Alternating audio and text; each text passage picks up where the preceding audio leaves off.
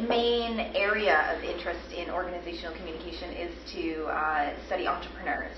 And what that means is that there's a lot you could study about entrepreneurs. So I tend to narrow it down into the idea of the entrepreneur as somebody who has a particular identity. So I don't really study how to better a business or the ins and out of a business. I look at the discourse and identity that we use in society to construct the idea of who is an entrepreneur and what an entrepreneur is supposed to look like. I got interested in this line of research in 2001. It was right at the tail end of the dot-com bust. And I had a friend who was 20 years old, and he had started a business that he sold for $1 million. He and his brother. He was 20, his brother was 18 or 19, and suddenly they were millionaires. And I thought that was, that was indicative of what was going on with the dot-com boom, indicative of the idea that entrepreneurship, I think, is changing. The way that we normally think of the entrepreneur in society has been changing. So more recently, my work has tried to look at what is it in the new economy that has brought us to a new understanding of who the entrepreneur is. And this is the idea of the entrepreneur as superhero that I've been working out as a new concept, a new occupational identity in our society.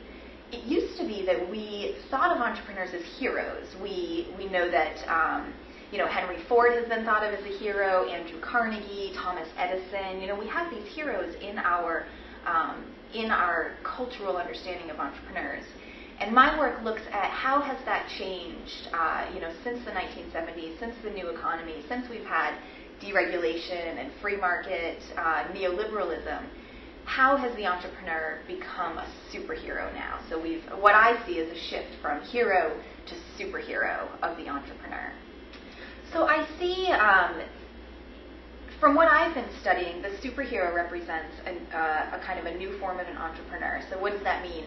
Well, my research has looked into the discourse of entrepreneurship in the U.S. So trying to uncover, in the popular discourse, how do we talk about the superhero? And so I analyzed popular business magazines.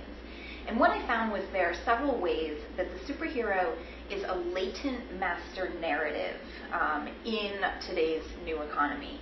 And so what does that mean? Well, if you think about the superhero, you think about Superman, you think about Spider-Man, you might think of Wonder Woman, although our superheroes do tend to be males.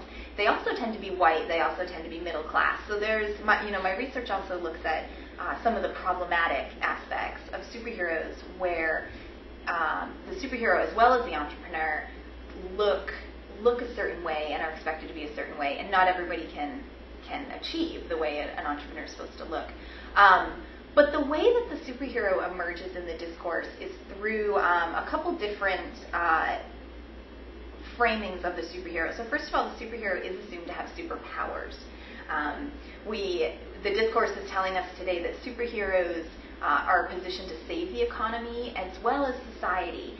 So if you look back at 2007, President Bush's State of the Union address, he mentioned the superhero, he mentioned the entrepreneur almost as a new emerging U.S. identity. In 2008, Secretary of Treasury Henry Paulson assured U.S. citizens that we were going to get through the economic crisis because we are an entrepreneurial people, is what he said. So superheroes have been imbued with the power to save the economy. That's different from traditional heroes because we now see, for some time, an entrepreneur, the idea of an entrepreneur meant that you were maybe a shady character, that you were maybe, trying to profit when you shouldn't be.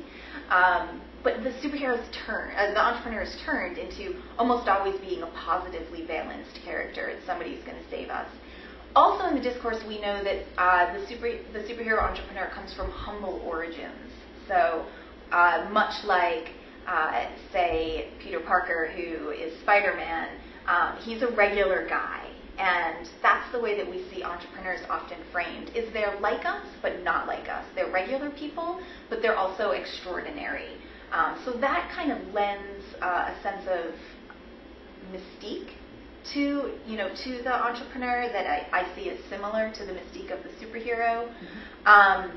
The idea of being a capitalist hero is also something that's really strong in new economy ideas of the entrepreneur, where these days it's not enough to just own a business and get by, but you are expected to be innovative. You are expected to have high growth, high technology businesses even.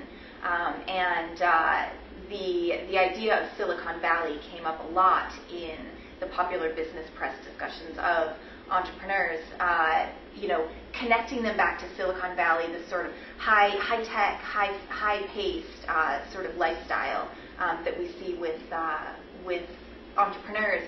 And I connect that to the idea of the superhero, again, because it sort of lends a sense of extraordinariness, that you are special if you are that kind of entrepreneur.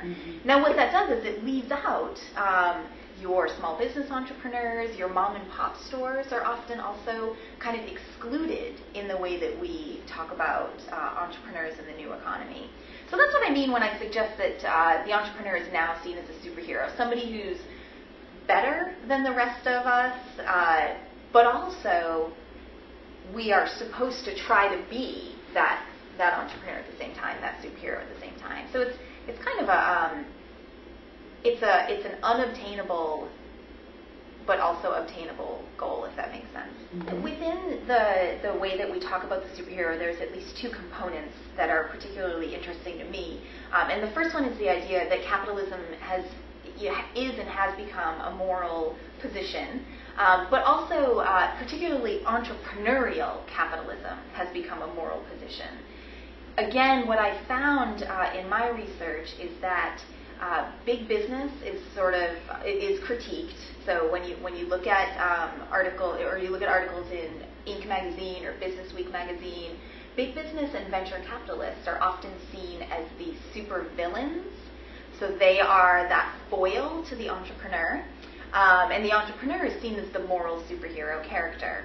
And what that means, though, is it's not good enough to just be a capitalist. You have to be an entrepreneurial capitalist. So even if you are, say, working within an organization and you are an intrapreneur, as long as you are being entrepreneurial, that seems to be where the focus is in the new economy. I think we need to think more critically about who the entrepreneur is and how we see their role in the world. Because, again, we often assume that entrepreneurs are always right, or always doing good, or that they're going to save society. But we also have to look at some of the issues that come along with that. Entrepreneurship as enabling some performances and marginalizing other performances. Entrepreneurship as encouraging certain groups of people into being entrepreneurs and discouraging other groups of people. So where's the advantage and the disadvantage in entrepreneurship? So I myself am sort of torn about the superhero entrepreneur. I think that entrepreneurship can be empowering. I think that it can be fulfilling. I think that it has a lot of positive, it contributes a lot of positive ideas and products to society.